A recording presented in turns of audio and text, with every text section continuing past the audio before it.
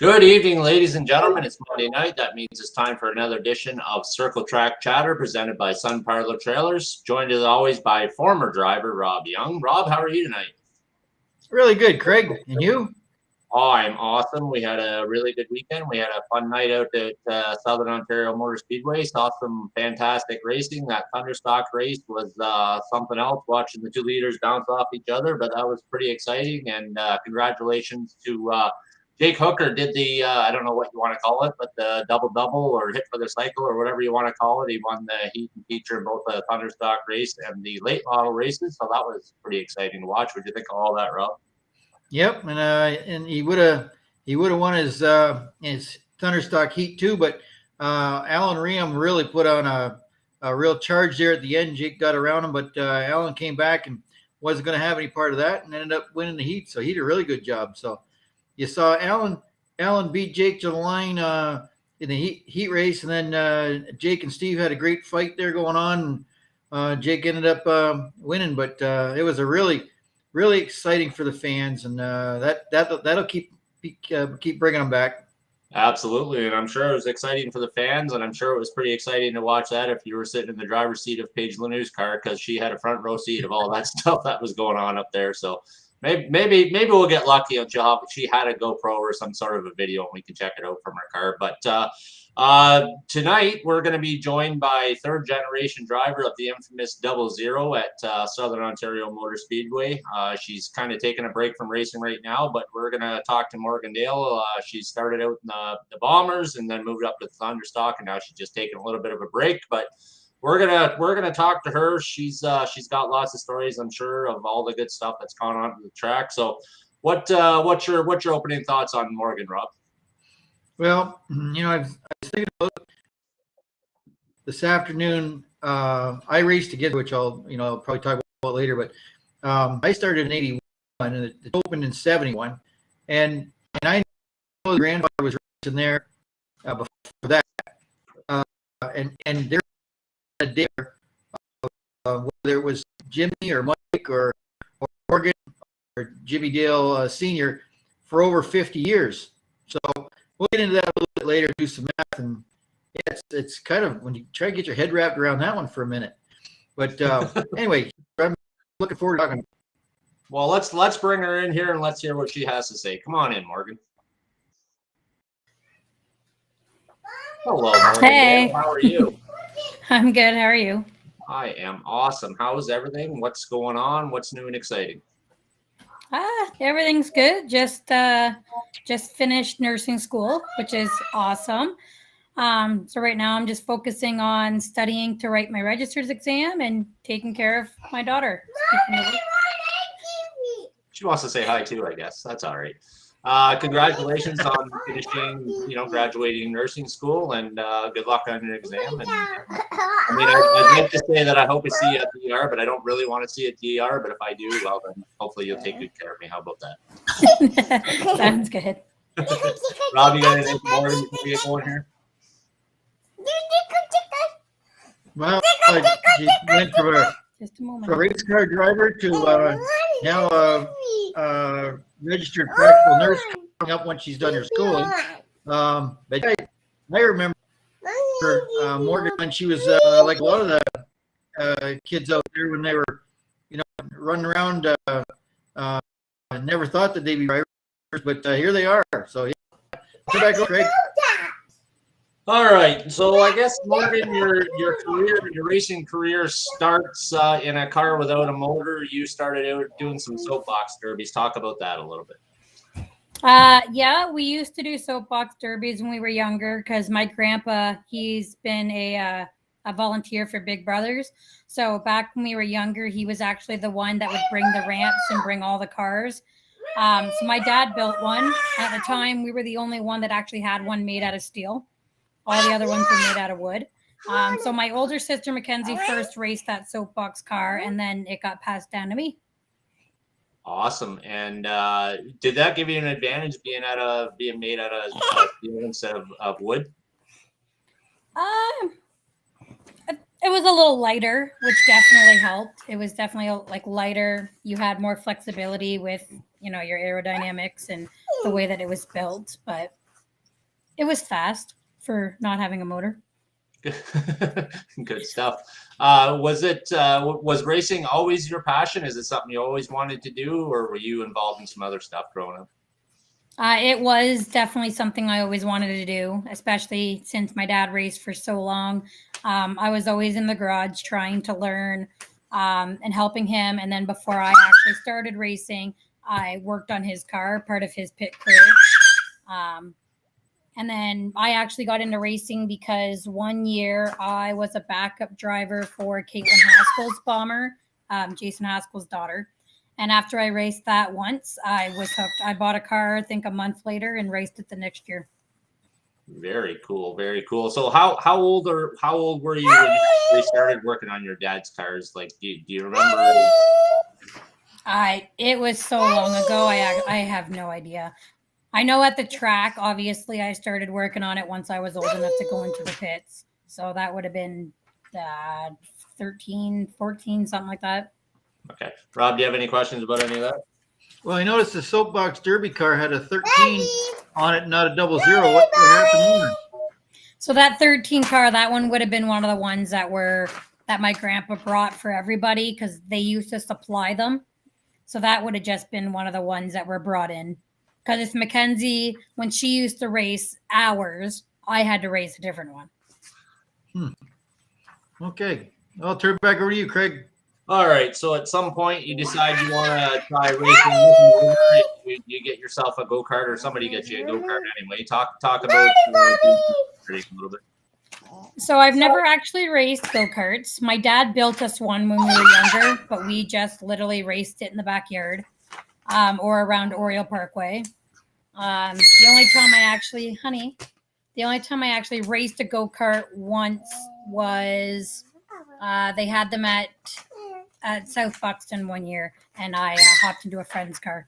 So that was the only time I ever raced a go-kart, and I actually remember I wasn't very good at it. I kept stalling it. That's all right, but it's fun, right? I mean, yeah, it's fun up there. Oh, it was a blast. Good. Rob, do you have anything to add to that?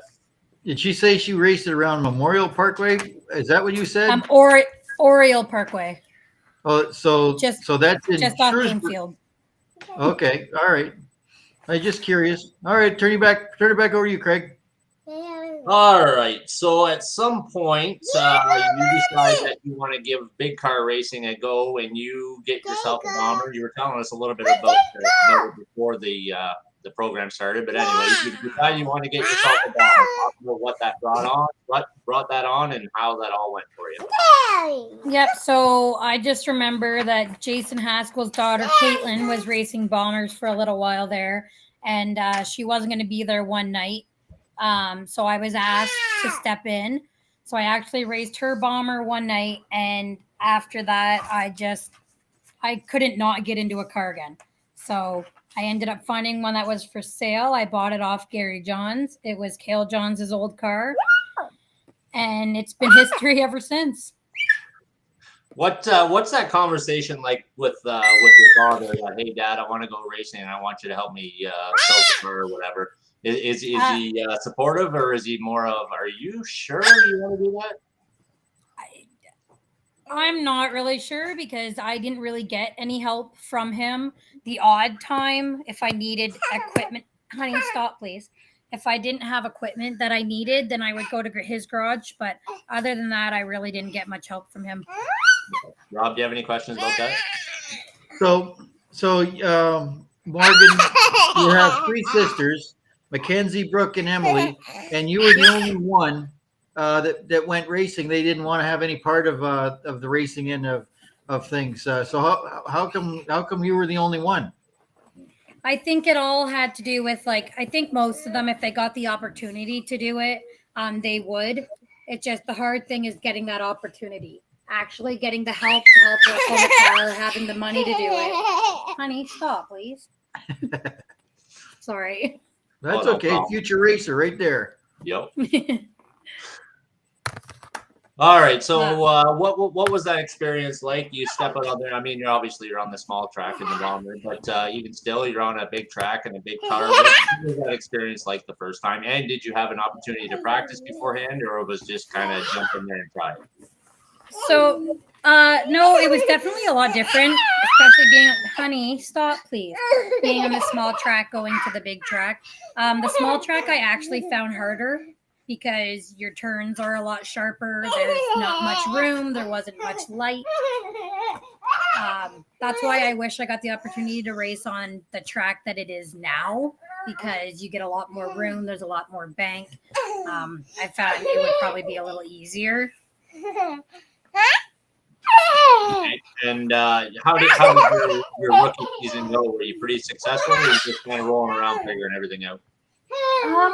I had a paper here so I could kind of write everything down, but I did end up with a 5th place points finish my first year. Nice. Bob, do you have any questions about that? Well, I'm looking at the picture up in the top left-hand corner. And I'm thinking to myself, so I see the safety guys there. Is that your car, Morgan? That's upside on its side there. Yes, it Can you is. tell us a little bit about that? So that was my second. I think it was my second week out ever racing. I really liked that pole a little too much. I had a really hard time with that corner, and that hill was my best friend. But this time I kind of just took it a little wide, but then the Pepsi car, I can't even remember what the number was, but the Pepsi car got up high and he got into me right under me, flipping me onto my side. Well, that's pretty cool. I mean, it's no fun to be on your side, but you might as well experience everything in racing. But anyway, I just thought I'd ask a question. Back to you, Craig. All right. So, yeah. So your first year, that was your rookie year. You did pretty good that year. So then next year, you decided to get another car. Talk about how your next season went. Getting the car, getting the car together, and then how the season went. So the second year, it was a little more interesting getting the car ready, because my first year I bought the car already built and already ready to go, so there wasn't as much that had to be done. My second year I bought the car as a regular Malibu that just came off the road, so we had to completely Avery, come on, we had to completely strip it out. And it was disgusting. Like, I wish I had pictures of what this car looked like. There were maggots, there was food. It was gross. So we cleaned it out in a hazmat suit. We actually cut the roll cage out of the old Bomber to put it into the new car, and completely built that one from scratch. And as you can see, the paint job, I got it painted to match one of my dad's cars from 1985. Oh, that's pretty cool.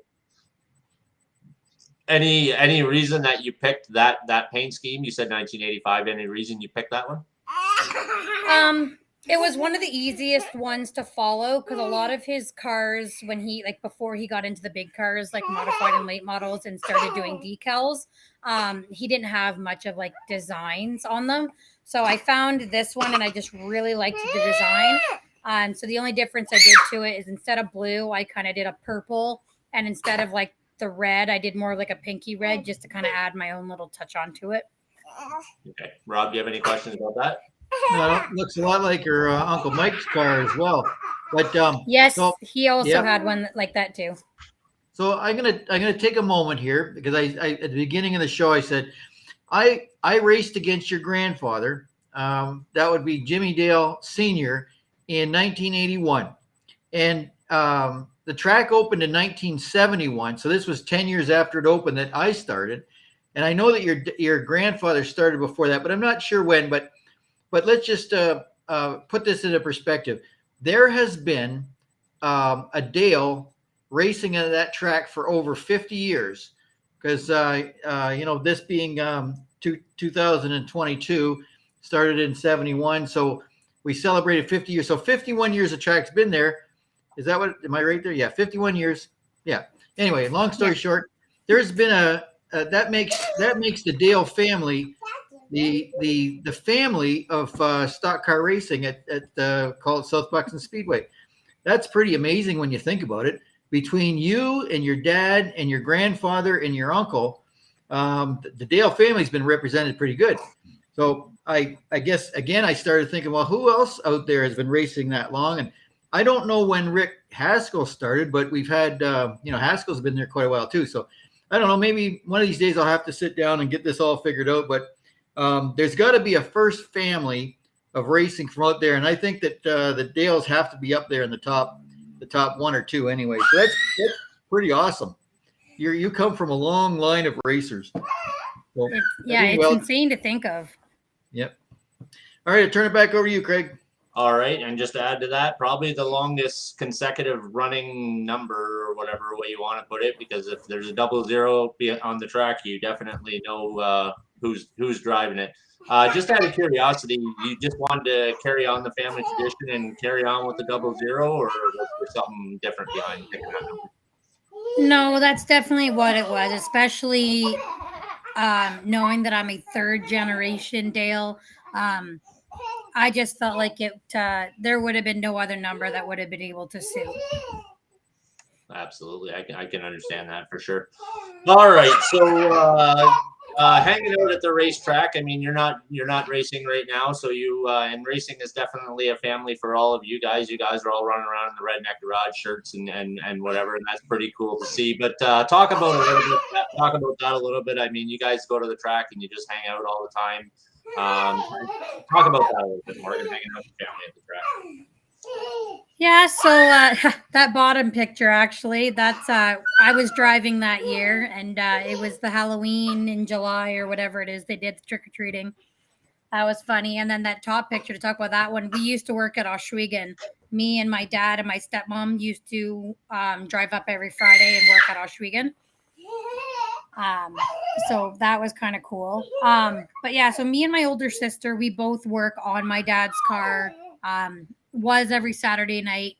Lately, it's kind of not been so much, but we're pit crews. My other sisters, they don't go out as often. But it's a crazy experience just to see being on a crew, like watching my dad to being on a crew to being a racer. Like, I just feel like every part is a different experience, and I'm just glad I got to experience that. And now my daughter gets to experience it as well.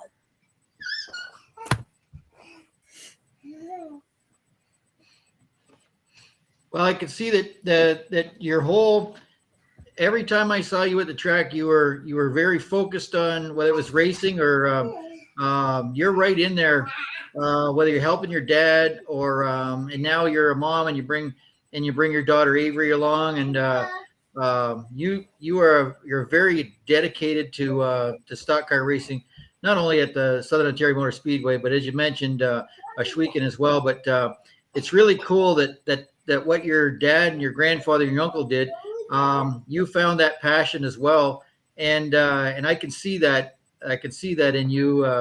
I'm sure every time you got in that race car, you wanted to go out there and win. So that was pretty neat to see. It's always nice to see the ladies out there racing and mixing it up with the boys. But anyway, it's I tip my hat to you guys for stepping up and doing that kind of stuff. But yeah, good job out there.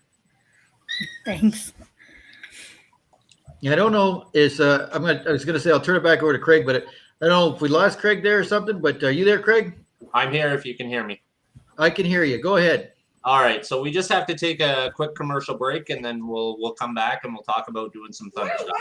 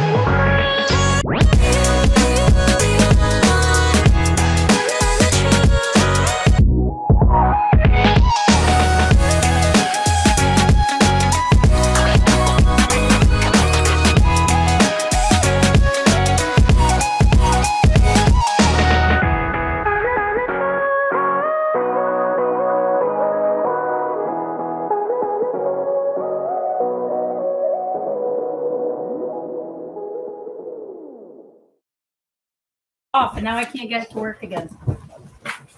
All right, so we are back to Circle Track Chatter, being joined by driver of the Thunderstock 00, or taking a break from racing anyway, Morgan Dale. So Morgan, Thunderstock driving, what brought that decision on to move up to the Thunderstocks, and how did all that go for you?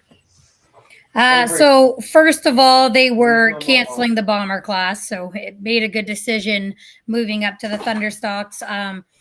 But it was more of I just felt like I wanted something a little more challenging, a little more easier. Not easier to race, but I really wanted to get on the big track, and that was my main thing. And the only way to get on the big track was to pretty much get into a Thunderstock. Okay. And I mean, obviously the learning curve is completely different because now you're on a full-size track in a much bigger car, more powerful car. So what was the learning curve like, and what was that experience like? And talk about that a little bit. So definitely a lot different. It was nice having a lot more room, but your corners I felt were a lot different because you needed to know when to dive in and when to come out of your corner. I know I struggled a little bit at the beginning. Either I'd go too high or I'd go too low. It was kind of hard to find that perfect spot. But I found it a little easier than the bomber track because you had more space and you had a little more wiggle room to work with. The power, not much of a difference. Obviously, it was faster, but I didn't really find much of a difference in the actual handling. Did you get a lot of chance to practice beforehand? I know I asked you that earlier about the bomber, but same question. Did you get some chance to practice, or you just go out there and hope for the best? I never got practice in any of the classes. It was pretty much going out and hoping for the best.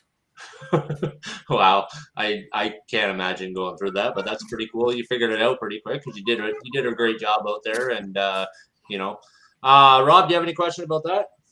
So you said that your dad and your uncle didn't really help you out a lot on those cars, other than giving some advice. But so would it have been Jake that helped you out mostly, as far as the setup on the car was concerned, or the maintenance of the car? Would he have been, or did you have some other guys helping you, or girls?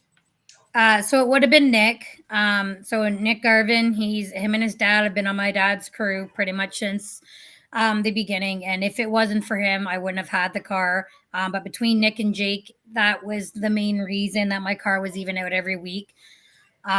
They both were there at least 3 days a week getting the car ready. Nick made a lot of decisions with the setup and what to do. And then my dad, he was available for if we needed help with questions. We used his knowledge a lot. And my uncle, we actually used him a lot for when we needed parts. But it was definitely both Nick and Jake were behind it all. Yeah, I mean, I know when I say your dad didn't help you, well, his plate was pretty full with the modified and the late model, but I'm sure that he was probably looking over his shoulder while you were out there watching to make sure everything's okay there. I know what that's like. You want to make sure your daughter's out there safe and that nothing's happening. But anyway, I'll turn it back over to you, Craig. Okay, so we're just going to step away from the racing a little bit and get to know you a little bit, Morgan. What kind of interests do you have outside of away from the racetrack, outside of the shop? What kind of stuff are you into? What kind of a job? Well, you already explained the job, but what kind of stuff do you do away from racing?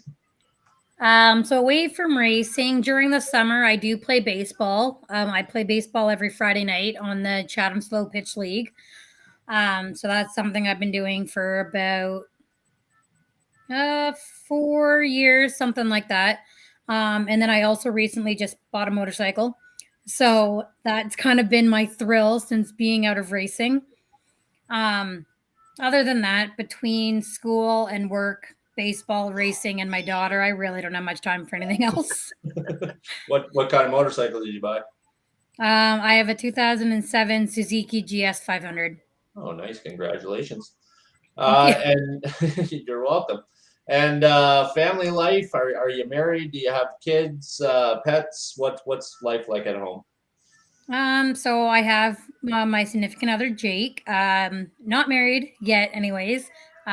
We've been together it'll be 4 years in August. And then we have my daughter, Avery. She'll be 3 in October. And then we have a husky golden retriever. Her name is Moxie. She will be turning 3. I believe it's 3 in November. And then I have a cat. So it's a busy household over here.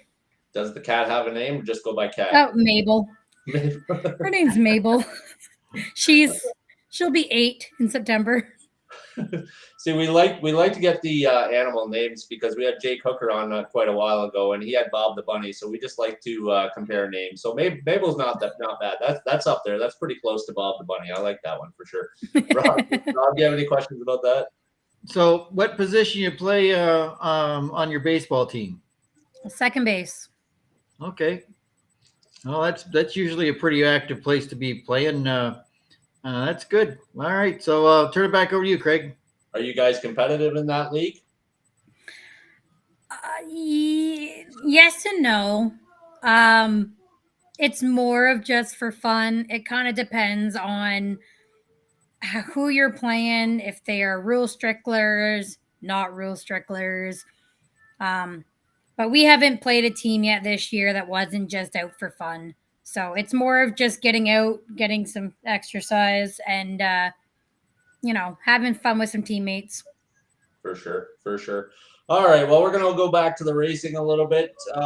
So what's the plan moving forward? Are you hoping to get something together and get a car back on the track, or are you gonna stay away from it for a while? It'll probably be a little longer. Just because the hard part is having the help to get the car ready and fixed up every week. Because my main mechanic, Nick, he did buy his own car, which it hasn't been out yet because of their work schedule. So he'll be more focused on his car, which leaves just me and Jake. And his work schedule is crazy. We want to start some home renovations. And then with our daughter, there's just not enough time in a day to get a car ready at the moment. Okay, Rob, do you have any questions about that?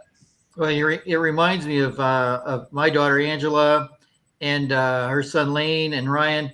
I mean, they keep their car here, and I know what it's like. They spend it's 24/7 trying to raise a family, and I even mentioned to Ryan that back when I was his age in '88, I had to give up racing because of family and business and all that, and it took 20 years for me to get back racing. So I know what it's like. It's not easy balancing all that, but sometimes you got to look at the priorities, and the family is the first thing that has to be taken care of. But there's always, don't worry, there will always come a time when that opportunity will present itself again, and you'll be able to get back out there. So just keep that dream alive. We want to see you back in a car again. So I'll turn it back over to you, Craig. Do you have anything to add to that, Morgan, before I go on? If the opportunity comes up, if anybody needs a backup driver or just has a car with no driver, I'm here. All right. So when you were pregnant, you got out of the driver's seat for obvious reasons, and you let somebody take the wheel for you.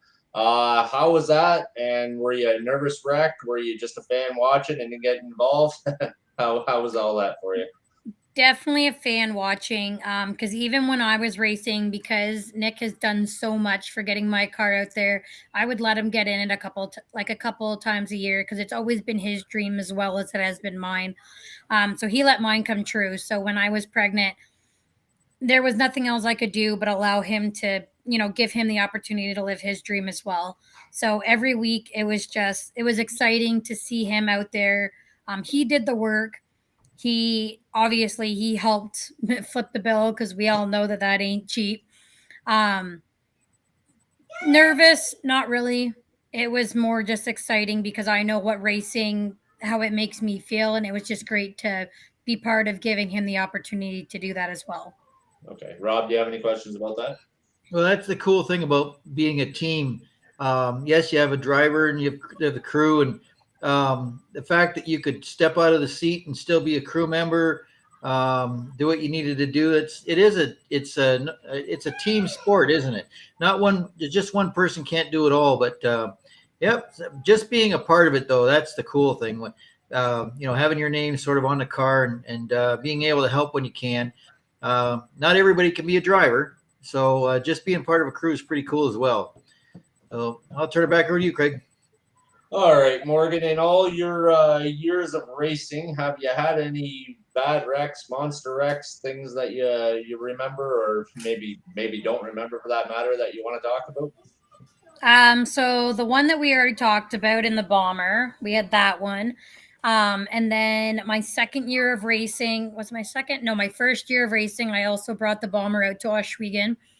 And I remember that day. It was so dusty that you could not even see the cars in front of you. The track was that bad. And all I remember is going around the corner and just saying to myself, please don't hit something. Please don't hit something. And I thought I was going to be off the track by the time I came around the corner. But it ended up being probably about a 5-car pileup. I hit the car in front of me and 3 cars came in after me.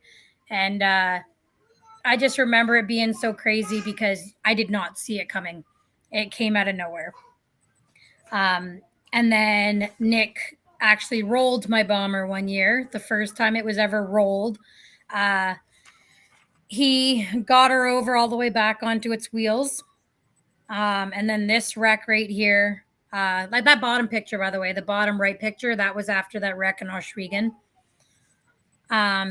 But the other pictures there, that was just an unfortunate event that Nick got into. Nick was racing at the time that happened. I can't even exactly remember what happened, but it was definitely the worst one we had in the Thunderstock.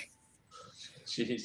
Well, you were watching from the sidelines, so talk us through that. Talk us through that a little bit. How you react to seeing something like that, because that car is a mess. That one was a little more scary, especially because I was still racing. I think I was still racing at that time, or it might have just been Nick. No, Nick was racing that time. But it was more of, is the car okay? Is he okay? And is he going to be able to finish racing in the season? I think once I found out he was okay, I was more worried about if we were still going to have a car or not. Because I knew that if the car was done, we were done. There was no other option. Rob, do you have anything to add to that? Well, I'm looking at that thing, and it looks pretty messed up. Were you able to straighten that thing back out, Morgan? We were. It was a lot of body damage, like just like door panels. It was more body damage than it was interior damage, which was good.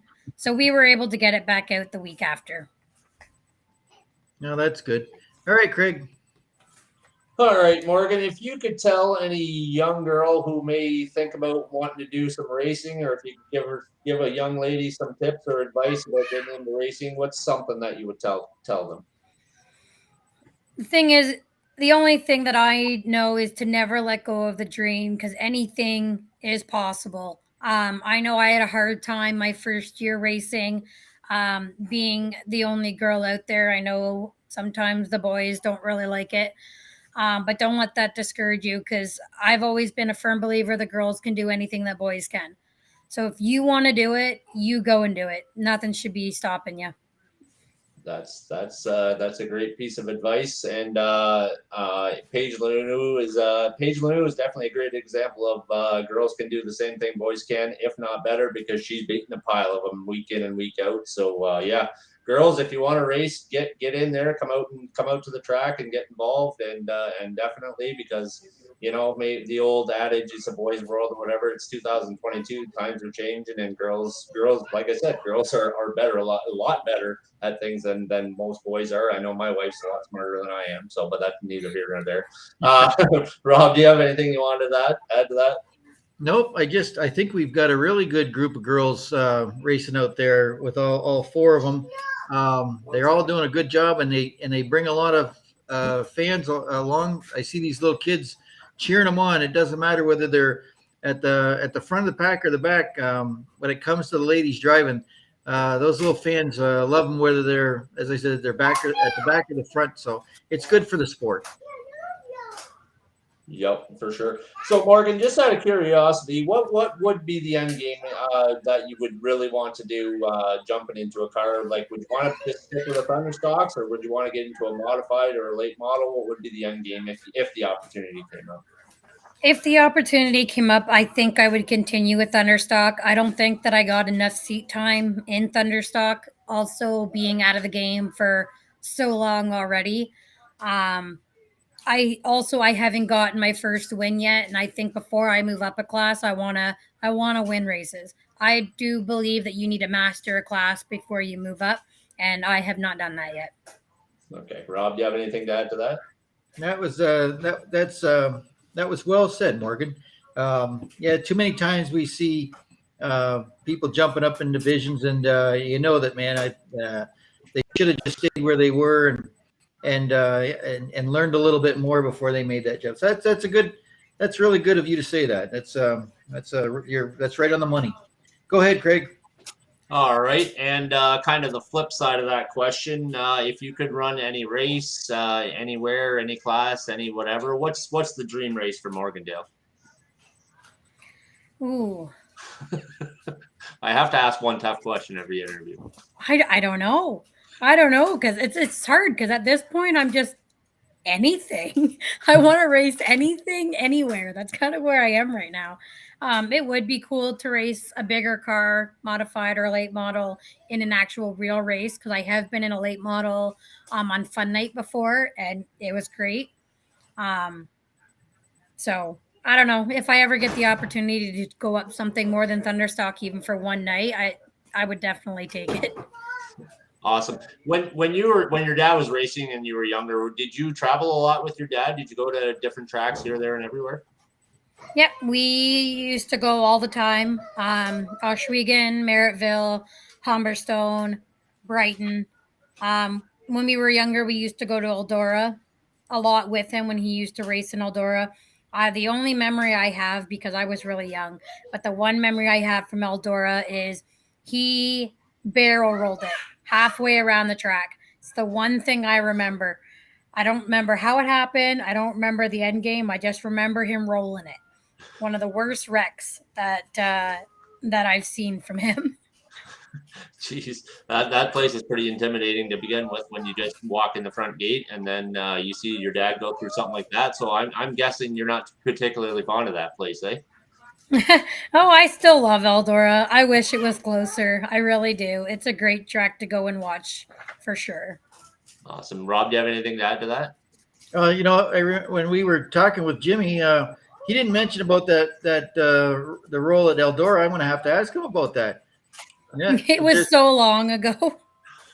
but he's been racing so long. I mean, he's forgotten. He has forgotten most of the stuff I know. So, but that's one that I didn't know about. But anyway, as I said earlier, it's really cool to have the whole Dale family being out there as many years as you have, and that you're the third generation.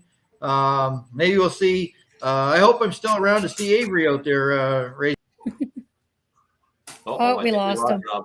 All right, well, we'll finish up with this sentence. There he is. All right, finish up your question, Rob.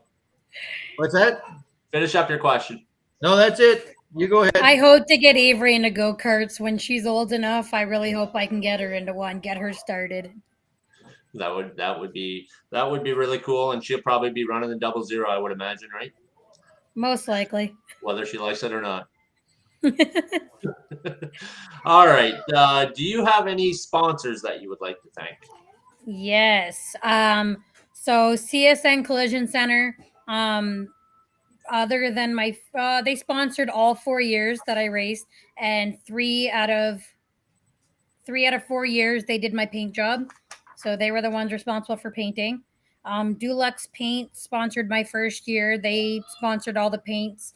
And that paint job for my first year, Mackenzie and another friend of mine, Carrie Wright, they actually painted that thing by hand. So that was all done by them. TPI Enterprises, they did, I think, 3 years. They sponsored Brad's Delivery, Viltech Trailers, Extreme Designs by Hook, Sun Parlor Trailers. Thanks, Rob. You're welcome. Tilbury Auto Recyclers, Dr. Gagne's Chiropractor's Office, Industrial Dovers, All Canadian, Part Source, Rolly's Rotary Ditching, Jess Roofing and Renovations,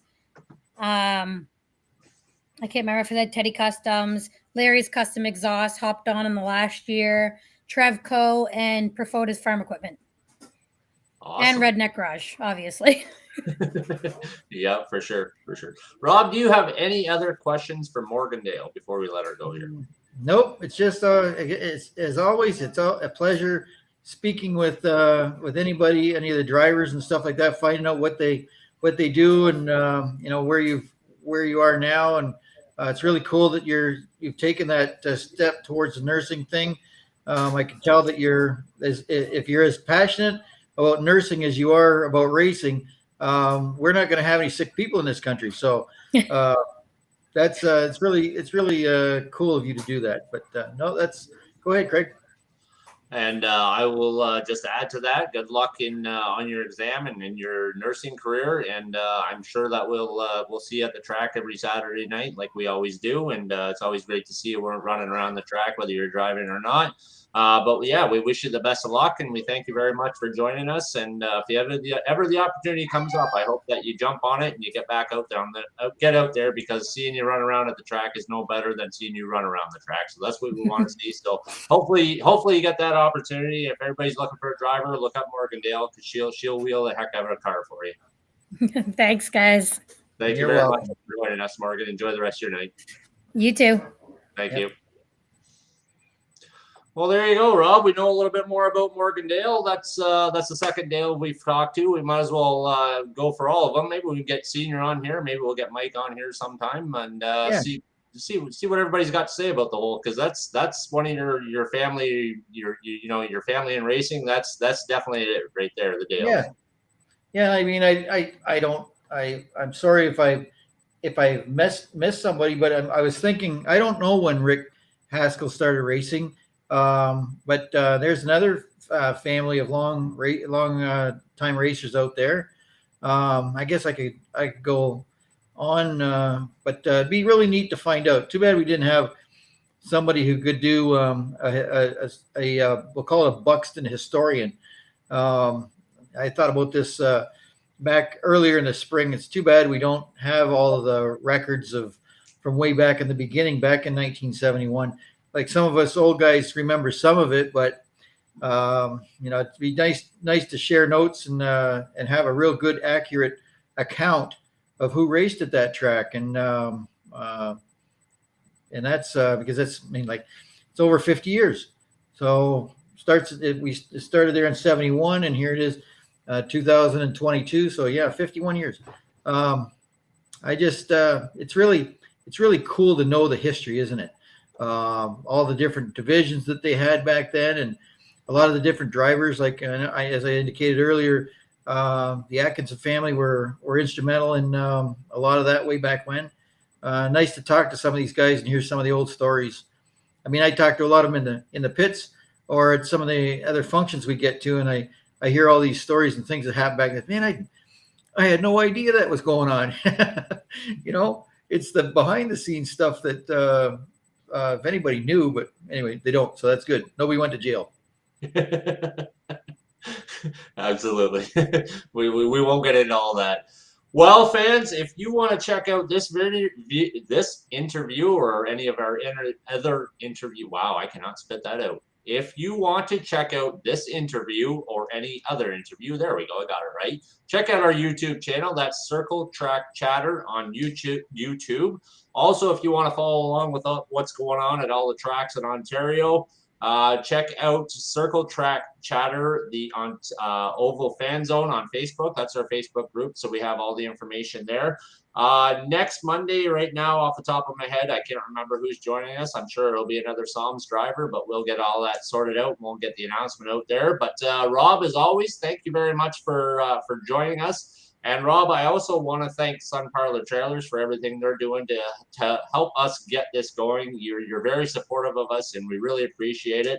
We're kind of new to this, but we need a little bit of, well, we need a lot of bit of help, actually, if I'm being honest. But we appreciate everything that Sun Parlor does. So thank you very much for stepping up and giving us a hand with everything. Oh, you're very welcome, Craig. And you're not going to, it takes a long time to get things right and get things rolling. But just to have something that the fans can can tune in on and learn a little bit more, as you indicated about the drivers. But we're going to grow it, and we're going to get some more of the tracks involved, and get to talk to some of these other guys, some of the asphalt guys, or whatever racing that they're in. That's what this is all about. Is we want to promote racing in Southern Ontario, and to do that, we want to get the fans to know who these drivers are, and know a little bit about them. And when you're out there sitting in the grandstands watching, say, hey, you know what? I know a little bit more about that guy. I watched it on the YouTube channel. So it's pretty cool. But yeah, you're going to make some mistakes along the way, but I think that you keep building on it, and you're going to have a great show. Yep, for sure. And drivers, it doesn't matter what you race on, like Rob was saying, asphalt, dirt, it doesn't really matter. Whatever you race on, if you want to get on here and tell your story, make sure that you reach out to me or Angela Young Bonner, because yeah, we just want to have whoever on here. We just want to promote the tracks. We want to promote the drivers. And so yeah, if you want to jump on here and for sure give us a reason to check out your track, your videos, your races, whatever, give us a reason to check that out. We want to see what's going on at all the tracks, not just Southern Ontario Motor Speedway, but all the tracks across Ontario. Like I said, asphalt, dirt, doesn't matter. We want to see what's going on. So if you're out there and you're a driver and you want to tell your story, you want somebody to listen, well, that's what me and Rob are here for. So we want to hear your story. So like I said, reach out to us and we'll get you on here. But yeah, and my always dependable producer, our dependable producer, Angela Young Bonner, speaking of which, tells me it's Ian Hunter next week. So he's the Ontario traditional sprints. Man, I got a mouthful tonight or something. I don't know what's going on. But anyways, Ontario traditional sprints. He's one of the head dudes there. So Ian Hunter and a driver. So he's going to join us. They had their race a couple Saturdays ago at Soms, and it was a pretty good race. So he's going to tell us all about that and what they have moving forward. So yeah, if you want to come on here and join us, reach out to us. We'll get you on here, Ian Hunter, next week, every Monday night. This has been Circle Track Chatter presented by Sun Parlor Trailers. My name is Craig Smolders. That's Rob Young. Thank you very much, ladies and gentlemen, for joining us. Enjoy the rest of your evening. Goodbye. Good night, everybody.